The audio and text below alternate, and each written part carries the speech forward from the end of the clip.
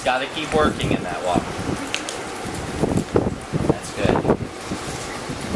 And that's okay. You know, when you're practicing, if he trots a couple steps by accident, when you're trying to get a bigger walk, that's not the end of the world. You can correct it and then continue on. Do they take a lot off for that if you start jigging when you're trying to just do medium walk, for instance? A little bit in a dressage test, yeah, a little bit. Is it how quick you can correct it? Yeah, how many steps they take. Before you get them back? Right. Okay. Yeah. And like if it happens close to the next thing you're supposed to be doing and it carries over into the next step, then you get deducted again. Oh, so you need to correct it before you move on. Okay, so let's do a bunch of canter transitions. Let's do them all trot to canter because you don't have any walk to canter in your dressage test. They probably will have you do walk to canter in your sport horse under saddle. So maybe we'll do one walk to canter, but the rest will focus on the trot to canter. Let's start at the trot, then we'll go to canter. So go ahead and trot, and then between H and C canter.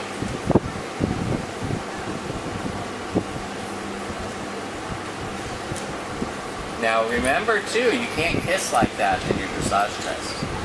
In the sport horse under saddle, you can talk to them and make sounds to the horse, but in the dressage test, you can't do it. So let's try doing it without any noise. Go ahead and come back to trot. That was better with your inside rein that time. Kept them around. Let's do the same corner between H and C, but no kissing. Good. Yeah. So you can do it just as well without making the sound. You just have to be sure that you're very clear with that outside leg only. You press that heel down so it gets up under his belly a little. And then if you sit down and you don't feel like he's going to jump right into it, just give him a little tap with the whip right away. Because if he trots more than 2 or 3 steps once you've sat down, there's a good chance he's just going to keep trotting bigger and bigger and bigger instead of jumping into that canter. So you got to get it quick before you have a chance for your body to get loose. You know, when you first sit, you're going to be a lot tighter and still in the saddle. But once he trots more steps, you're going to start getting a little looser in the saddle, and then it makes it easier for him to cheat. Go ahead and trot again. Little inside bend. Send him right on. Oh, push him out to that corner as much as you can. Yeah, good. Work on pressing him out to the corners without letting him get faster. Because sometimes when you go to push him sideways, he's also moving on more forward. And then just watch your feet. You're sliding into those stirrups a little farther. That's mostly going to happen to you when you're doing a lot of transitions. You know, when you come down to that trot, especially out of the canter, and the trot's kind of bouncy those first few strides, it'll bounce your foot up out of that stirrup a little, and then the stirrup will slide down to your heel. So make sure on those transitions that you really press down as much weight as you can to your heel, so that your heel stays below your toe and the stirrup won't slide backwards so much. It'll stay right on the ball of your foot. That's better. In the corner. See, you actually started asking, you were about at the 3rd stall, and you started tipping his nose to the inside to turn. Don't do that. Ride him like he's not going to be allowed to turn. Make him think in every corner that he's going to go straight to the wall and hold. And if you ride him straight to the wall, and he starts turning when you did not even ask him to, then go ahead and make him hold. And then walk straight to the corner. But a lot of the times when he's turning early, it's because you're asking him a little. Oh, that was good. That was better. Yeah, see, if you just ride him as though you're not going to turn, you'll get out to every corner much better. And I promise you, he's not going to just smash into the wall. You know, if you just ride him like you're going to go straight to that wall, he will not hit it. But he will get close as he can before he turns. There you go. Good. So let's try back up to canter, this time between A and K. You know where A is, right? They fell off the wall, but it's at the gate here. So between A and K, so the corner by the jumps is where you're going to want to ask. Always best to ask in the corner. Uh-oh. See, that's what I was talking about. Remember what I said before? If you don't get it in the first couple strides, you get a little loose in the saddle. And that's exactly what happened there. You started bouncing more, and it made your leg a lot less effective than it was, when you can sit more still. So, but I never really saw you go to that whip. When you sit and ask him to canter, if he doesn't jump right into it, use that whip really fast, because if you wait too long, you'll have that exact same situation again. He'll trot too many steps, and that time you ended up going past K, so you would have had more deduction there. Okay, go ahead and trot again. Gather your reins a little with the fingers closed tight. Good job sitting back that time. Go ahead and go a little bit slower. Little slower posting. Bring your hands back toward your stomach a little more. This is arch his neck up, take his shoulders up a little more. Yeah, like that. That's better. Let's leave them about there for now. If you get them a little bit more uphill, it's going to be easier to get them to jump right into that canter also. There you go.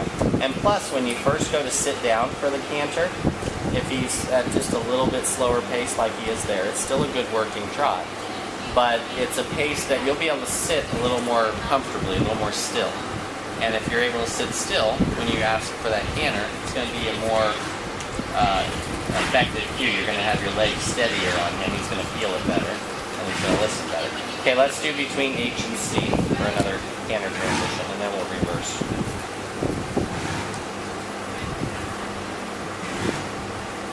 So sit, outside leg, good. Yes, you have it again, huh? Good job. Good job following through with that. And you didn't start posting, you kept sitting, which was really good because that's very tempting to post when the trot starts getting bigger like that. That time it was just a matter of the reins being a little too long. He got a little bit strung out right before he stepped up into it. Got his neck too far out in front of him. And then he was heavy on the forehand. So go ahead and come on back to trot and let's try it again. Now this next time when you go to canter, sit him back on his hind end with a little outside half halt, a couple strides before you ask him to canter. Let's do it down on this end next time between A and K. Slow down a little bit, or a lot. Go half that speed. Slowly, slow. Make him think he's going to halt. Almost halt. And then go on. Yeah, like that. Good. Now this corner, ask for the canter. Sit hard, outside leg. Good. That was better. There we go. So see, because you had him a little bit slower there, we were able to rock him back on his hind end more, have him more uphill. And it was a speed that you could sit nice and quiet. So when you sat down in that saddle, your seat didn't move so much. If you bounce a little in the saddle, to him it almost feels like you're posting. So sometimes he'll get confused and he'll continue trotting on and he'll start to lengthen the stride and trot instead of canter. Have to make sure he knows that you're sitting and not rising. Okay, go ahead and come back to trot again. The good news here, though, is even though there have been a couple times where he wasn't as prompt getting up to the canter, he has not missed a lead today. So all the leads have been correct. And that's, of course, when you're at the most risk for a wrong lead is when the transition takes longer. And when he jumps right into it, he usually gets it correct. But if he trots, and then finally gets into the canter, he's more likely to get it incorrect because he's going to be a little crooked by that time, or a little heavier on the forehand, or maybe your inside leg at that point would be clamping a little. So a lot of things can go wrong during those extra trot strides. So the quicker you get them into it, the more likely it is to be correct. Okay, go ahead and walk. And then, just Good walk. job.